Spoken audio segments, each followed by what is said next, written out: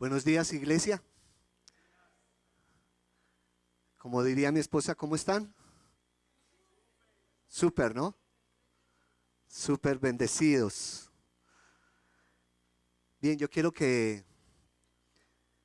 usted y yo aprovechemos este tiempo y nos concentremos en Dios. Cierre por favor sus ojos por un momento y hable con Dios. Yo voy a hacer mi oración, usted haga la suya. Hable con Dios. No sé si usted tiene alguna necesidad, si está pasando por una dificultad,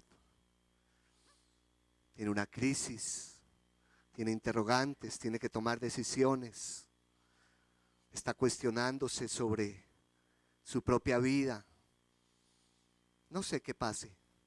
Tal vez se siente satisfecho, feliz. Tal vez cree que no hay más, pero esta mañana Dios tiene más. Padre, en el nombre de Jesús, estamos tan agradecidos contigo, Señor, de ser tu pueblo, tu iglesia santa, Señor.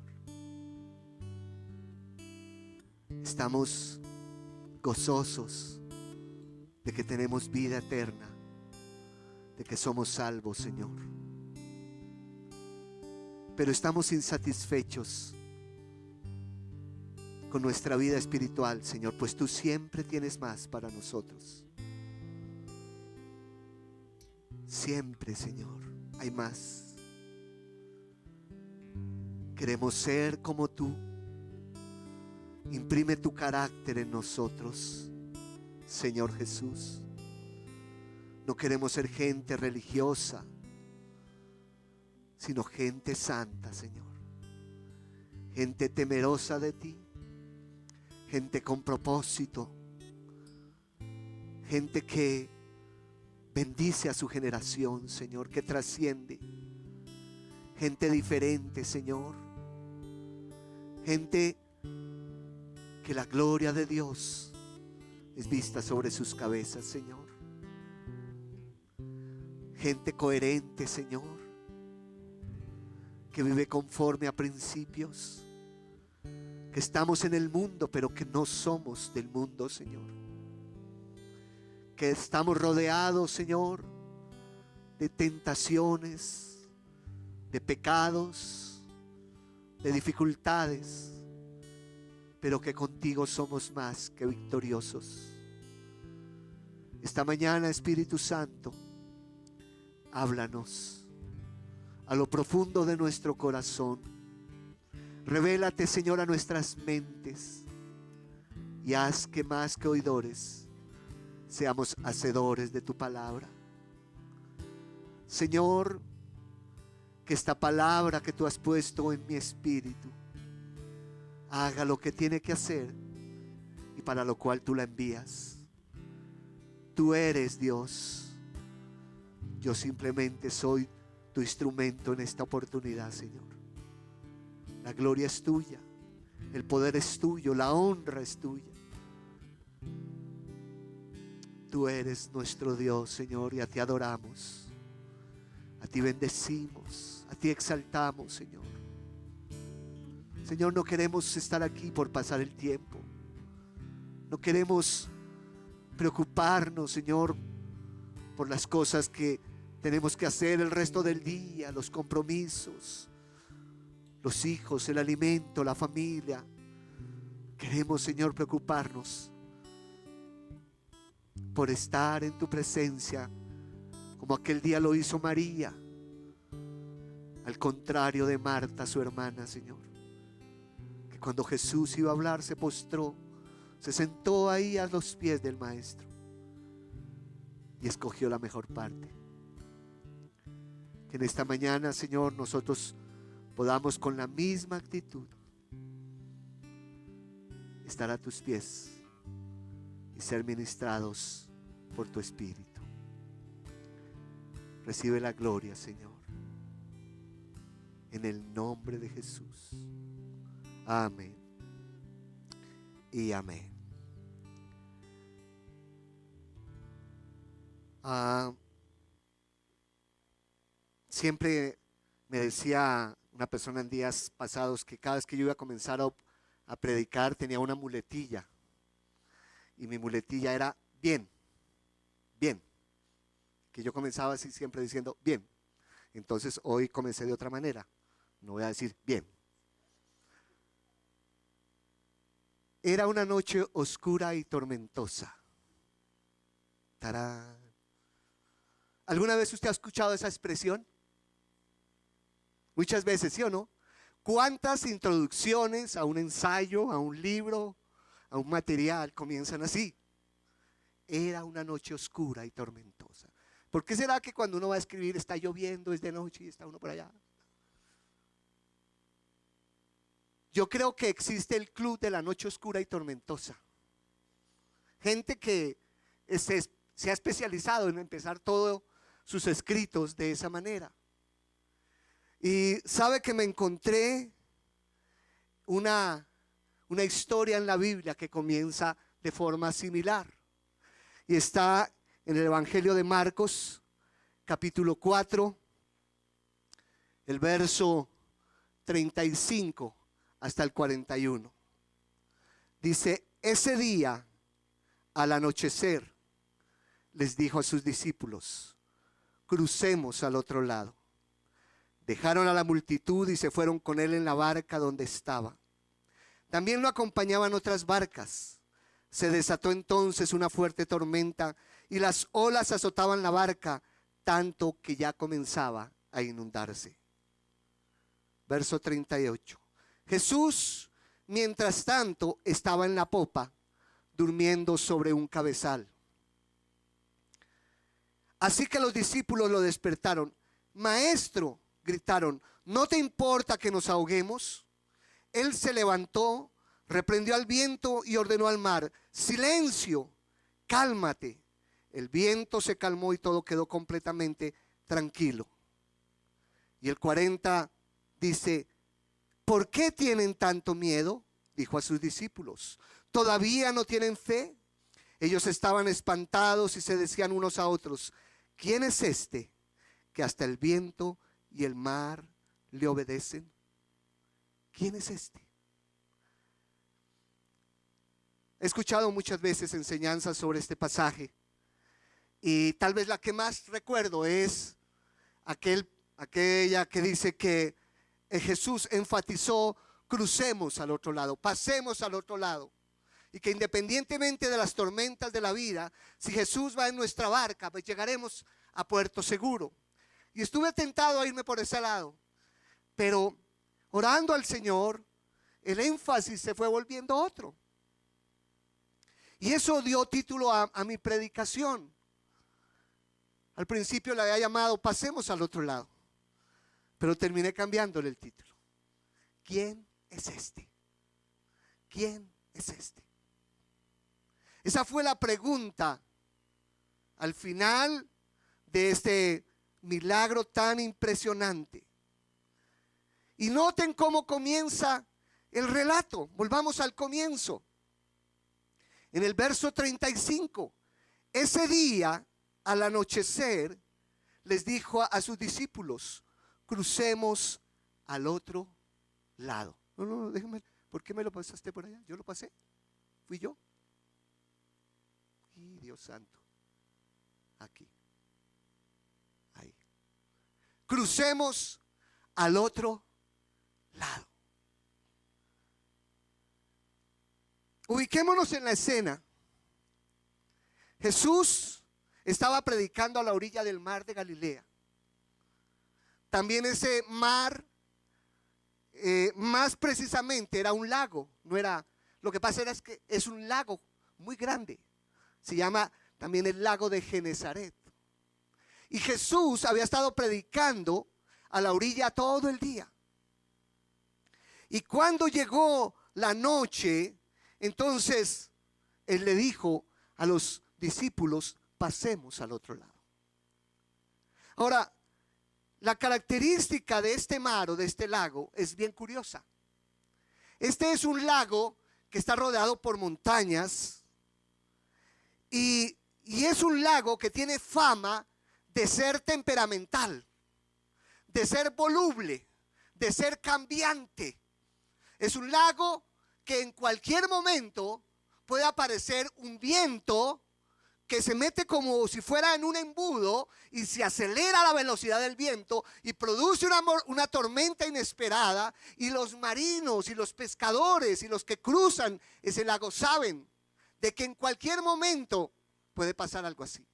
O sea, todo parece tranquilo, el mar es hermoso, el lago es maravilloso, pero de un momento a otro puede aparecer un viento poderoso, terrible, feroz, que puede hacer que las olas se agiten, que el mar se agite y que cualquier embarcación que está en medio de ella comience a padecer dificultades.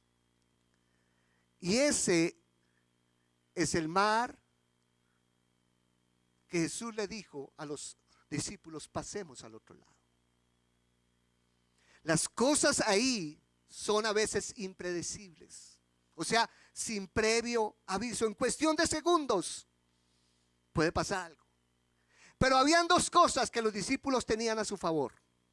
La primera, eran expertos pescadores, eran veteranos, era gente que sabía de pesca y sabía de dominar o de hacerle frente a un mar. Pero también sabían que ese mar era a veces impredecible. Y cuando Jesús les dice pasemos al otro lado, ellos se vuelven y dicen, bueno, era de noche. ¿Te acuerdas que era una noche oscura? Pero todavía no era tormentosa. Era una noche oscura. Y Jesús les dijo, ya después de todo el día predicar, le dijo, pasemos al otro lado. La reacción de los discípulos no fue, no, pero es de noche, eso es terrible. No. Para los pescadores, estar en el mar en medio de la noche es normal. Tal vez para nosotros no. Si vamos en un transatlántico, si estamos en un crucero, pues eso estamos divirtiéndonos de lo lindo. No nos interesa, no. Pero si estamos en una chalupita, en una barquita, pues la cosa es diferente. Ahora, el otro punto que tenían a favor los discípulos era que Jesús estaba con ellos. Recuerda que hay otro pasaje donde ellos se fueron sin Jesús y el mar se picó y Jesús llegó fuera, eso los asustó, que era como un fantasma caminando sobre el agua. Esa era otra. Pero en esta Jesús iba con ellos. Y el asunto es que cuando Jesús le dice, pasemos al otro lado, pues no tuvieron ningún temor. Ahora miremos el verso 37.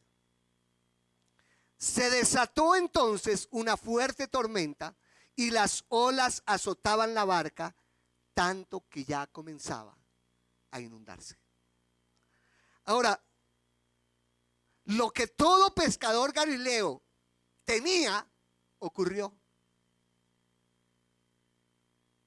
Por eso una vez Job dijo, lo que me temía me sobrevino. ¿Sabe que a veces uno andar temeroso de que le va a pasar algo? ¿Qué cree que le pasa? Pues eso. Me voy a caer, pum, se cayó. Me van a robar, lo robaron. Me va a dejar el bus, lo dejó. Y aquí se presenta esa tempestad y dice una fuerte tormenta. O sea, no era una pequeñita tormenta. La Biblia no es exagerada como muchos de nosotros. La Biblia es clara, era una fuerte tormenta.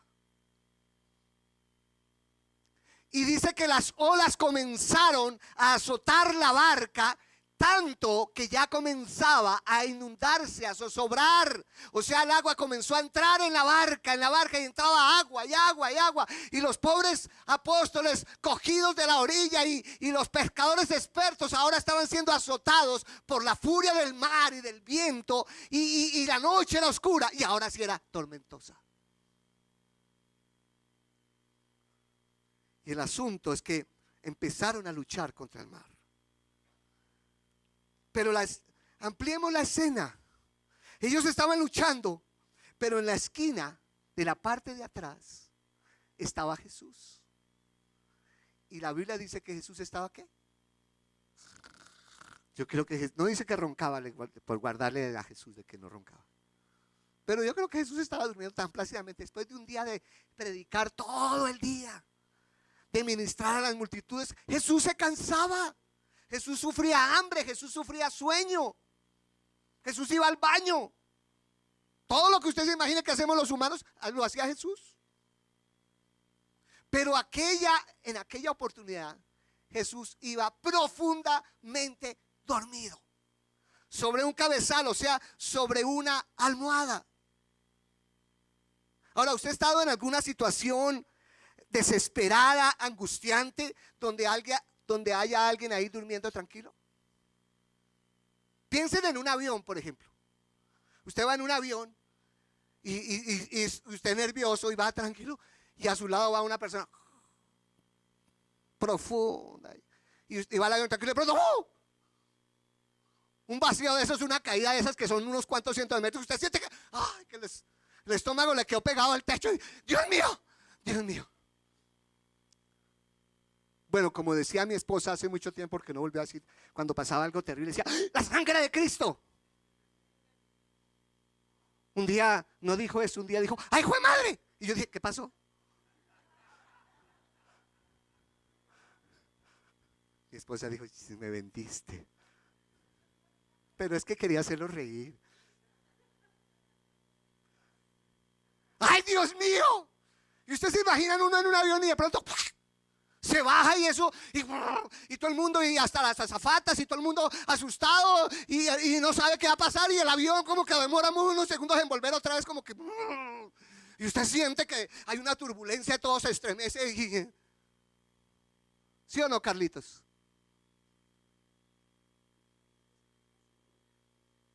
Carlitos, yo cuando más ora Carlitos, mi yerno, es cuando se va a subir a un avión. Eso se santifica y ahí sí, Dios mío.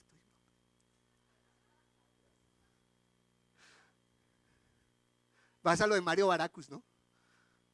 ¿Se acuerdan de Mario Baracus que tocaba? Imagínense la escena. Y de pronto, usted está todo tan asustado y voltea a mirar y el de al lado. Y el avión otra vez va. Y usted le pero que si este sinvergüenza, ni en un momento de eso ni se atortola, ni le da nada, que oiga, que nos vamos a caer. Fresco. Más o menos es lo que pasaba con Jesús. Mientras todo el mundo estaba en pánico, en terror, Jesús dormía plácidamente, como un bebé. Y los discípulos tuvieron una mezcla de sentimientos. Tenían temor, pero tenían piedra, ira. O sea, ¿cómo a Jesús se le ocurre estar durmiendo a estas horas en este momento tan terrible? Nosotros aquí sufriendo y él durmiendo. Así que corren a Jesús a despertarlo. Ahora, yo no sé qué se imaginaron ellos que podría ser Jesús. ¿Qué se le ocurriría a Pedro que podría ser Jesús? ¿Para qué lo despertaba? A ver, ¿qué podría ser Jesús? Pero el caso es que había que despertarlo. Y el verso que leímos dice que estaba comenzando a inundarse. O sea, era un momento en que la posibilidad de zozobrar era real. O sea, la muerte estaba ahí al filo. Una hora podía venir y golpearle la barca y darle media vuelta y todos al agua. Y la posibilidad de sobrevivir. Y a la fija que no tenían chalecos salvavidas. Pero sabe, cuando uno está en un momento desesperado y está rodeado de sus compañeros de equipo y hay un líder, ¿a quién creen que miran? Bueno, vamos entendiendo. Cuando los hombres están en peligro y no saben qué hacer, inmediatamente miran a su líder.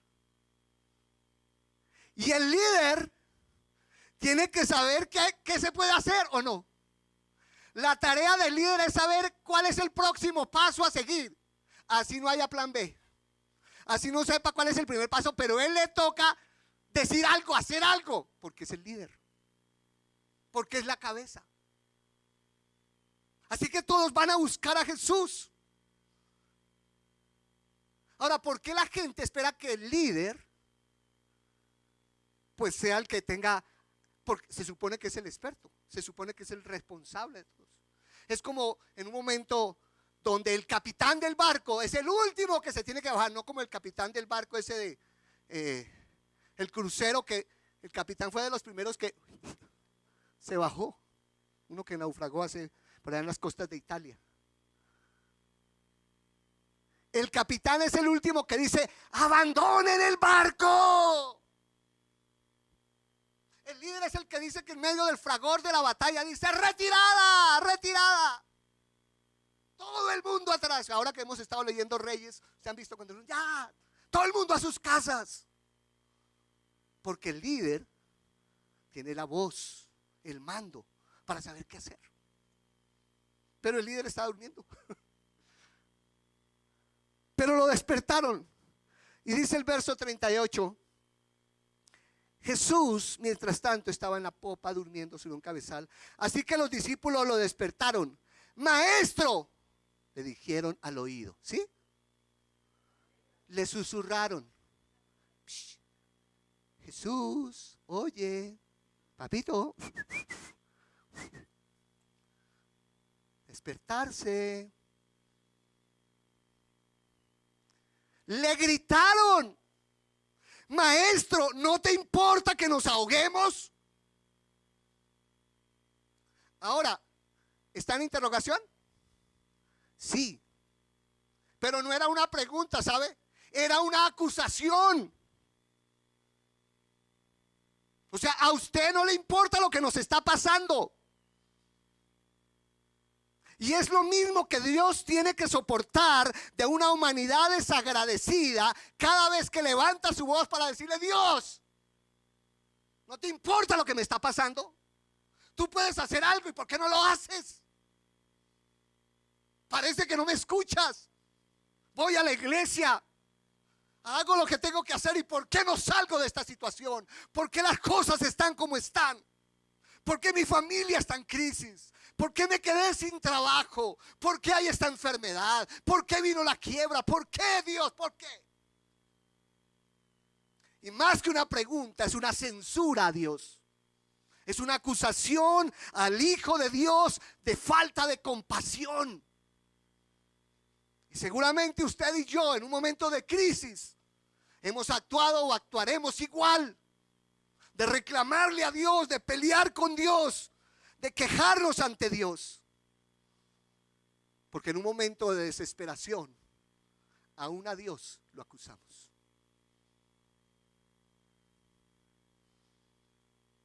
Y podemos ser creyentes, y podemos ser ministros, y podemos ser hombres y mujeres de Dios, pero podemos actuar de esa manera.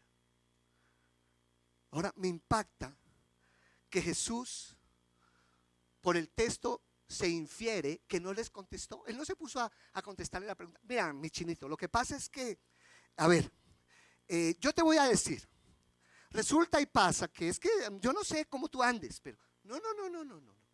Jesús no se puso a interpelarlos, no se puso a hablarles, la situación era desesperada, no se puso a darle consejos, no se puso a decirle: mira, la Biblia dice, no. Jesús actuó. Se ahorró sus palabras para decírselas al mar y al viento. Él se levantó, verso 39, reprendió al viento y ordenó al mar: silencio, cálmate. Y el viento se calmó y todo quedó completamente tranquilo. Y ahí sí se volvió a ellos y les dijo: ¿por qué tienen tanto miedo? ¿Todavía no tienen fe? Wow.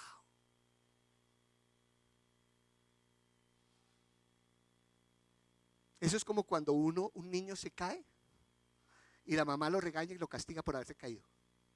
¿Sí o no? ¿Cuántas veces hacemos eso? Y uno espera que lo consientan, uno espera que lo entiendan, pero más encima tú. O sea, después de ese momento tan tremendo, de ese momento de desesperación, ahora Jesús pues le habla con fortaleza al viento y al mar, con autoridad, y todo se calma y enseguida les dice: ¿y ustedes por qué tienen tanto miedo? ¿Por qué a estas alturas de la vida no son hombres y mujeres de fe? ¿Y cuántas veces la misma pregunta tiene que hacernos el Señor?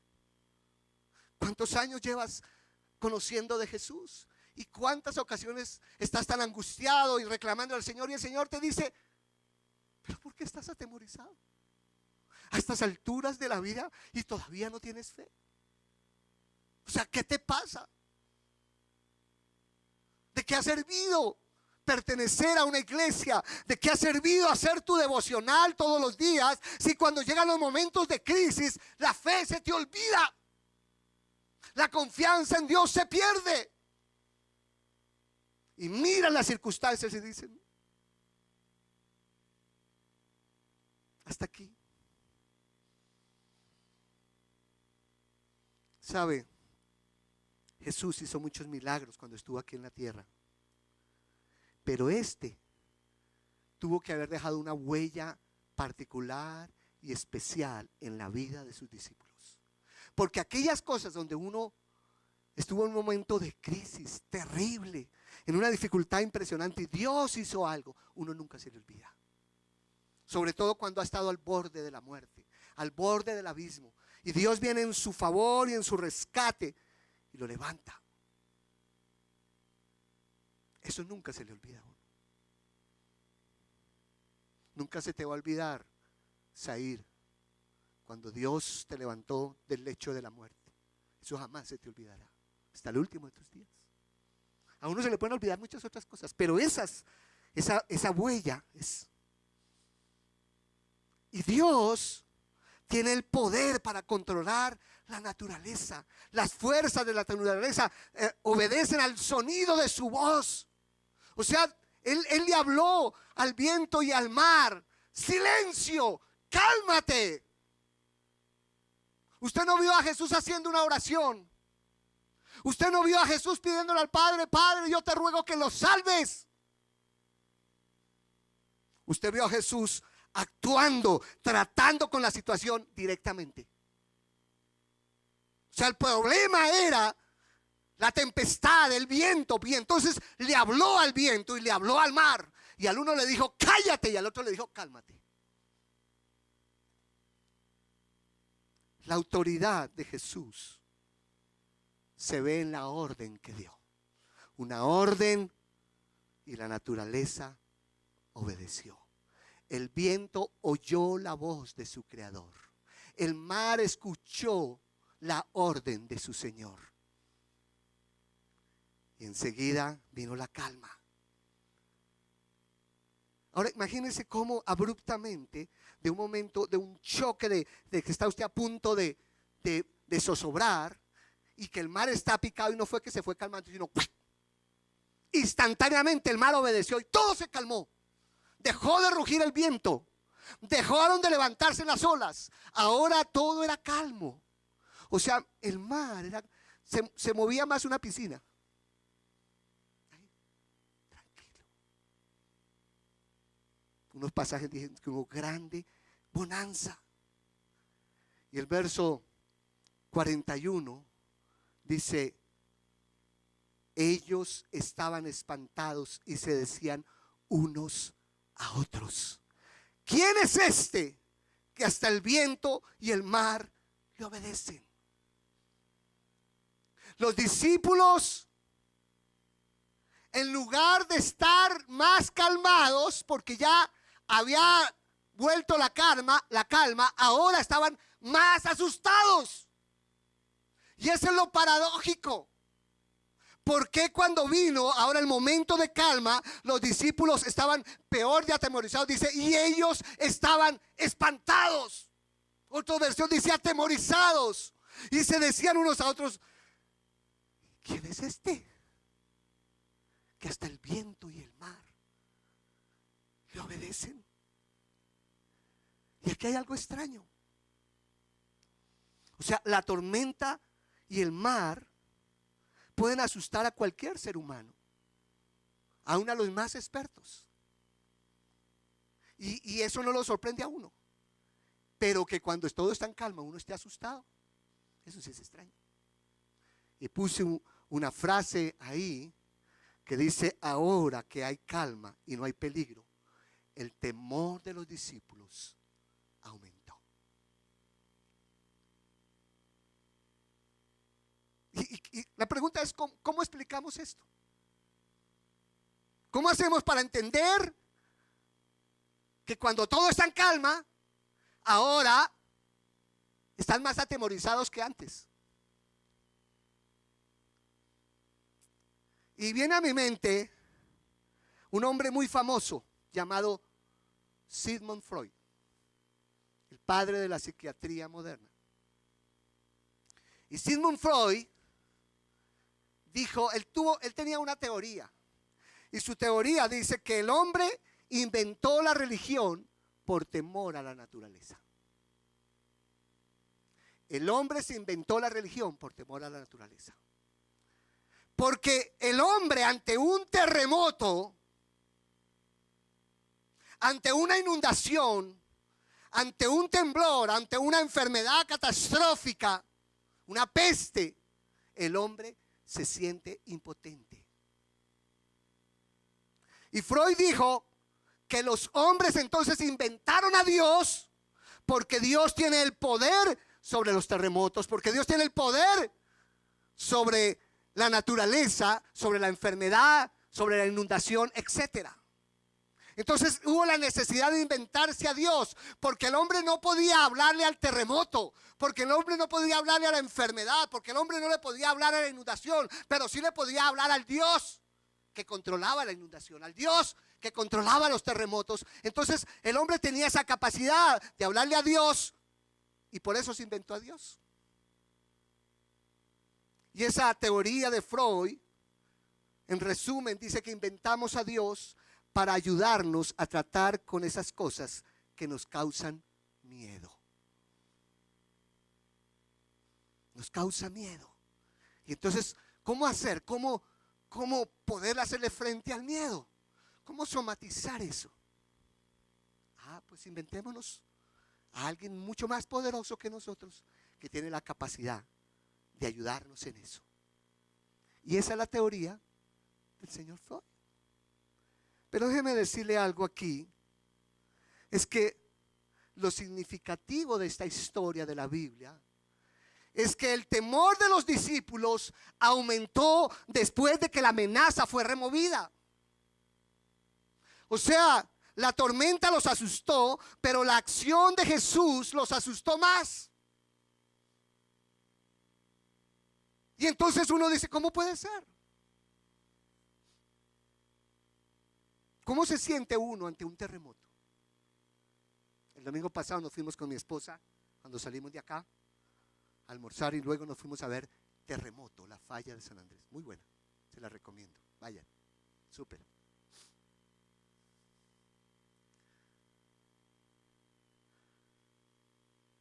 ¿Qué hacer ante una situación como esa? ¿Por qué? Porque ahora que pasó, están más asustados. Y sabe, es que en Jesús encontraron algo más atemorizante. Estaban ante la presencia de lo santo. Y aquí yo quiero llegar a la parte central de esta enseñanza. Estaban ante algo más aterrador que un terremoto, que una tempestad. Estaban frente a la santidad de Dios. Por eso, ¿recuerdan hace un mes cuando les compartí acerca de Isaías capítulo 6? Que Isaías, cuando vio al Señor en toda su majestad, dijo: ¡ay de mí! Se desintegró al ver la santidad de un Dios santo, santo, santo. Y ahora los apóstoles estaban en la presencia de la santidad. Por eso Pedro dijo, ¿y este quién es? Que hasta los vientos y el mar le obedecen. ¿Qué hubiera dicho Freud? ¿Qué creen? ¿Por qué los hombres inventarían a un Dios que supuestamente los iba a traer calma, tranquilidad, confianza, pero resulta que su santidad es más aterradora que eso? O sea, ¿qué explicación? Luego, no era el Dios que se inventaron los humanos, no es para traer tranquilidad. Por eso la teoría de Freud es absurda. No va más. Es teoría. O sea, si Dios fuera un invento del ser humano, pues entonces se supone que ese Dios debería producirnos tranquilidad. Pero en lugar de eso, nos asustamos más ante la majestad de Dios, ante la santidad de Dios. Ahora, una cosa es sufrir un terremoto, es sufrir una inundación, es sufrir un cáncer o una enfermedad terminal o cualquier cosa que usted se pueda imaginar que le puede pasar en la vida a un ser humano. Cualquiera, la más terrible. Eso es una cosa. Pero otra cosa es caer en manos de un Dios vivo. Eso sí es aterrador. Eso sí es imposible de soportar. Cuando pienso en esto, yo digo, wow, Dios mío. Podemos venir a la iglesia, podemos hablar de Jesús, podemos hacer muchas cosas, pero caer en manos de un Dios vivo, porque Dios es amor, pero la Biblia dice que también es fuego consumidor. Las cosas con Dios son serias. Con Dios no se puede jugar a la iglesia, con Dios no se puede jugar al cristianito. Si Dios nos ha llamado a ser o no ser, ¿se acuerdan? To be or not to be. ¿Somos o no somos?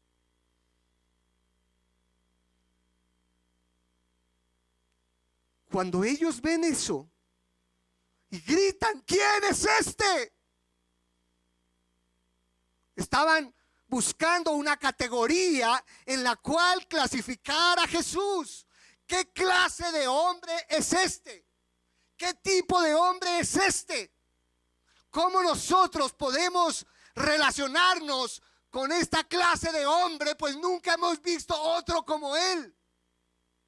Cuando usted sabe qué tipo de persona es una persona, entonces usted dice, ya sé, este es así, entonces yo me puedo relacionar. Entonces puedo decir, sí, con estas personas uno debe tratar así.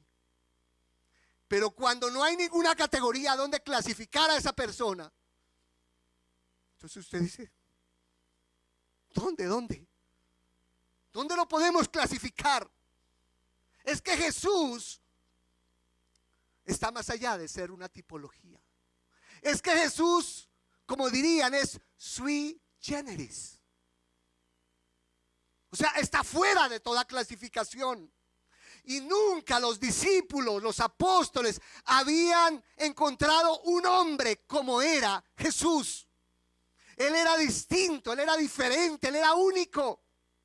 Ellos se habían relacionado con toda clase de hombres: griegos, romanos, egipcios, altos, bajitos, gordos, flaquitos, inteligentes, estúpidos, trabajadores, perezosos, con toda clase de personas, ricas y pobres, y sabían cómo actuar frente a ese tipo de personas, pero nunca se habían encontrado con una persona verdaderamente santa. Y eso los desubica, y eso los estremece. Porque Jesús era diferente, inspiraba referencia y hacía que la gente se sintiera incómoda.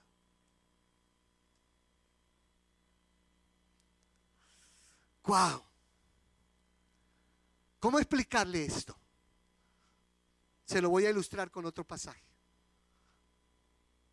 Lucas, capítulo 5. Otro famoso pasaje, muy conocido. Un día estaba Jesús a orillas del lago de Genesaret, el mismo lago, y la gente lo apretujaba para escuchar el mensaje de Dios. Entonces vio dos barcas que los pescadores habían dejado en la playa mientras lavaban las redes. Subió a una de las barcas que pertenecía a Simón y le pidió que la alejara un poco de la orilla. Luego se sentó y enseñaba a la gente desde la barca. Cuando acabó de hablar, le dijo a Simón: lleva la barca hacia aguas más profundas y echen allí las redes para pescar. Maestro, hemos estado trabajando duro toda la noche y no hemos pescado nada, le contestó Simón. Pero como tú me lo mandas, echaré las redes. Así lo hicieron y recogieron una cantidad tan grande de peces que las redes se rompían. Entonces llamaron por señas a sus compañeros de la otra barca para que los ayudaran. Y ellos se acercaron y llenaron tanto las dos barcas que comenzaron ¿a qué? A hundirse. O sea, igual que en la otra situación, la barca estaba a punto de hundirse, pero la diferencia aquí es que antes era de agua, ahora era de peces. Ahora, si hay alguna situación donde Pedro haya sido, a mi parecer, molesto y sarcástico con Jesús, fue en esta. Ese es mi punto de vista. Usted puede decir: uy, qué Pedro tan obediente. Ese Pedrito era: sí, Señor, lo que tú digas. Pero aquí es una situación donde Pedro, el pescador experto, estaba frustrado. Toda la noche había estado tratando de pescar y no había pescado nada, ni un resfrío. Y Jesús todo el día predicando. Y Pedro ahí lavando las redes mientras Jesús estaba predicando. Y molesto porque ahora qué vamos a hacer, qué vamos a llevar a la casa, no sé qué vamos a poner, qué le vamos a decir a mi esposa, cómo le vamos a dar y las cosas van mal, toda la noche perdimos ese día de trabajo. Y mientras Pedro pensaba en todo eso, se le ocurre la idea brillante al predicador del turno: vamos a pescar. O sea, cuando Jesús termina de pescar, de predicar, ahora le dice a los expertos en pesca que estaban frustrados: vamos a pescar. Ahora piense por un momento. A veces los predicadores nos gusta especular un poquito. Mientras no sea contradictoria la palabra, pues está bien. Jesús, me imagino a Pedro ahí: Jesús, a ver, tú eres maravilloso, como predicador eres excepcional, eres súper Jesús, tú eres number one. O sea, Jesús, como tú. Pero a ver, denos un poquito de crédito. Nosotros somos los expertos en pesca. Nosotros ya fuimos toda la noche. Nosotros ya hicimos lo que teníamos que hacer. O sea, tú sabes de multitudes, tú sabes de predicación, tú sabes de hablarle a la gente contra el pecado, tú sabes de todas esas cosas, Jesús, de la vida. Pero de la pesca nosotros somos los profesionales, Jesús. Y ahora, como tú me pides que después de haber lavado mis redes todo el día con la piedra que tengo, al sol y al agua, aquí soportando toda esta multitud que me empuja, y a ti se te ocurre que vayamos otra vez a pescar cuando yo sé que no hay peces. Ustedes se imaginan a Pedro refunfuñando ahí en voz bajita, diciendo alguna grosería a la fija, porque los marinos son groseros. Si hay gente grosera, son los pescadores y los marinos, diciendo alguna grosería y refunfuñando ahí en voz bajita, o pensando: ay, estos predicadores, ay Dios, son todos igualiticos, creen que se las saben todas. ¿Sí o no? ¿Ustedes algunas veces han pensado eso de sus pastores? Ay, mi pastor, sí, mi pastor cree que se las sabe todas. Ay, él es el súper, el ultra. A ver, pastor, no me dé consejos en eso, porque yo sé cómo son los negocios, yo sé cómo es el amor, yo sé cómo es las sociedades. A ver, pastor, no se crea que se las sabe todas. Claro, uno, ¿sabe por qué nosotros los pastores sabemos eso? Porque antes que pastores fuimos ovejas. Entonces nosotros sabemos cómo piensan las ovejas, ¿sí o no, pastor? Claro.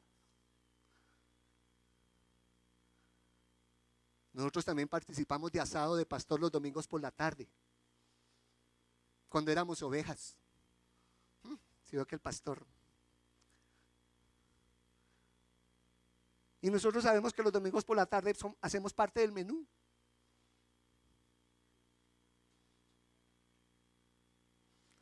Pero ya saben el resultado, ya saben lo que pasó.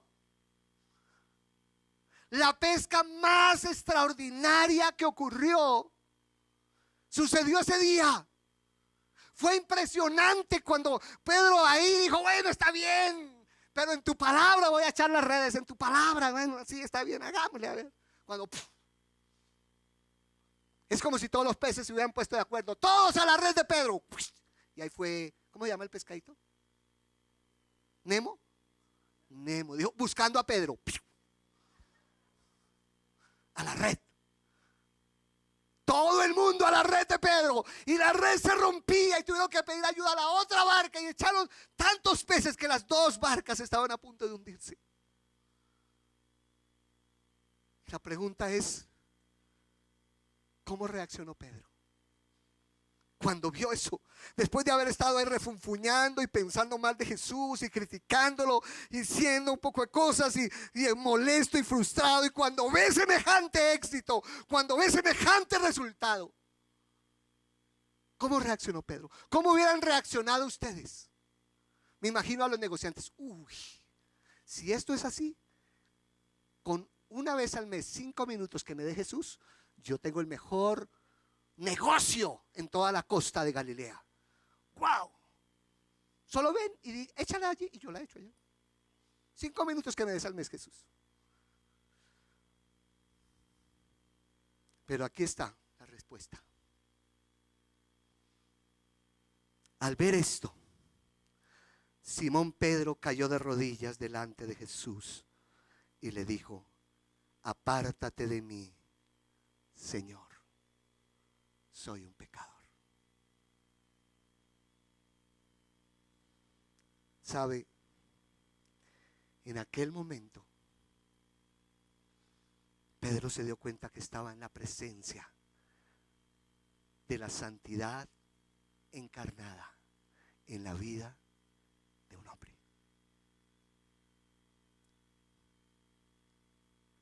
Pedro lo primero que hizo fue tirarse de rodillas.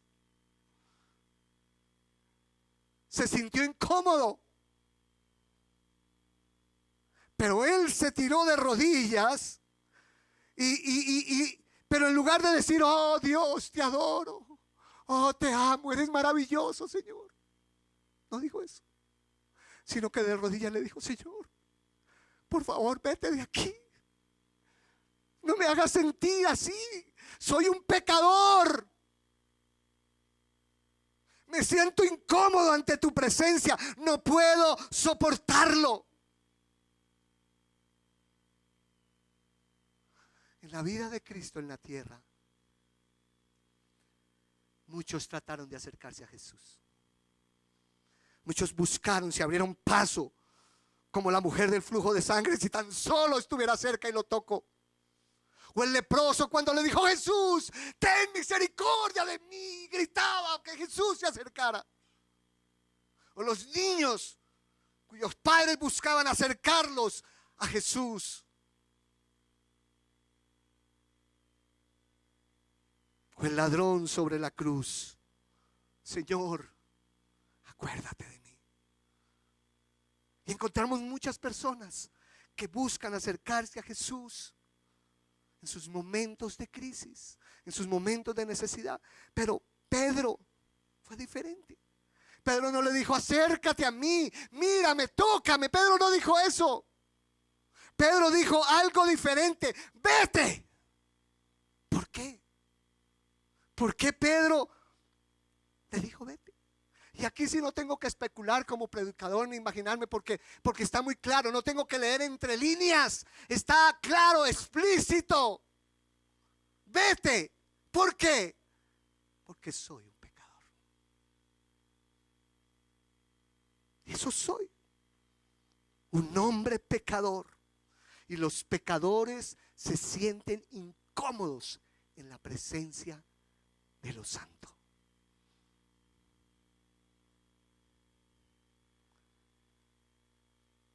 Siempre me acuerdo en mi adolescencia, me ha pasado en algunas oportunidades en la vida, y no porque yo sea el hombre más santo, no, soy como Pedro.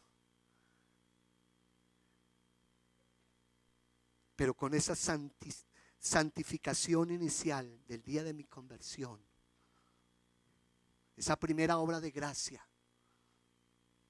muchas veces me vi en situaciones donde me acercaba a un grupo de personas y se sentían incómodas con mi presencia. Y eso que aún no había experimentado, ese segundo toque, esa segunda obra de gracia. Pero la gente decía, no, llegó Ever, no digamos groserías, no contemos chistes verdes. ¿Cuántas veces alguno de ustedes, usted se acerca a algún compañero de trabajo de la universidad y dice, ay, llegó el pastorcito, se nos tiró la conversación que estaba tan buena? Después seguimos hablando de viejas, después seguimos hablando de cosas no tan santas, porque ahora tenemos aquí a este que es tan santo. Porque sabe, la gente busca otro como igual. ¿Un ladrón con quién le gusta andar? ¿Con la policía? No, con otro ladrón. Es su compañero. Pero cuando llega la policía, ¿cómo se siente? Pues incómodo, a no ser que el policía sea de los mismos. A la miseria pecaminosa no le gusta la compañía de la pureza. Jesús no le dijo a Pedro, Pedro, mira, te voy a hablar sobre la doctrina de la santidad. Pedro, voy a darte una disertación sobre la gracia, sobre la segunda obra de... No, ni siquiera lo recriminó, no lo juzgó.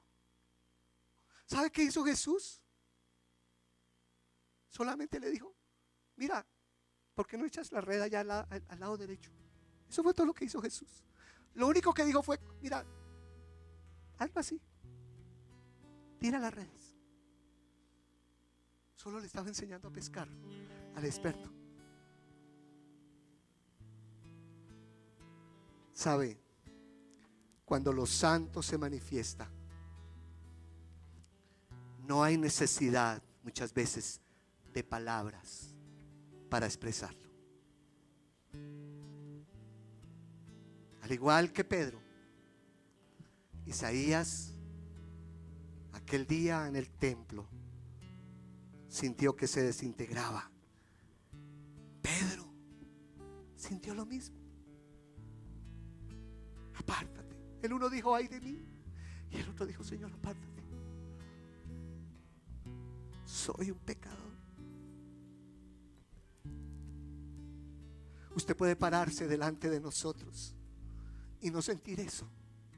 Puede pararse delante del hombre más santo de la tierra y tal vez no sentir eso. ¿Pero qué? Porque compararse con otro como uno, siempre nos dice, bueno, pues no soy tan... Fíjense que nosotros los humanos hasta somos expertos en dar explicaciones, ¿no? Bueno, no es que yo sea un santo, tampoco, a ver. Es que... Pero estar frente a la santidad de Dios, a la santidad encarnada en la persona de Jesús. Sabe, algunos teólogos llaman esto el trauma de la santidad. Cuando uno está expuesto ante lo santo y siente que se desintegra.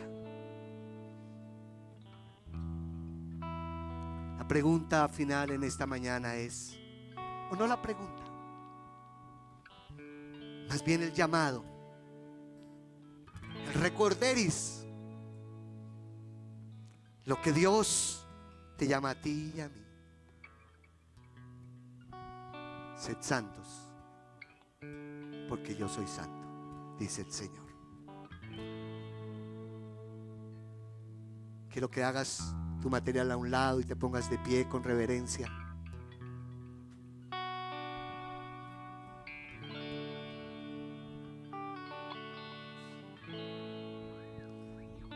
Si quieres cerrar tus ojos, trata de imaginar la escena por un momento. Sea aquel día cuando la tempestad fue calmada y los apóstoles dijeron: ¿y quién es este que hasta el viento y el mar le obedecen? O aquel momento cuando Pedro se le olvidó la cantidad de peces. Él no le importó que las barcas estaban llenas, que ahí estaba la solución a sus problemas económicos. Él lo único que dijo: Señor, soy un hombre pecador. Yo quiero que cierres tus ojos ahí mientras escuchas esta canción.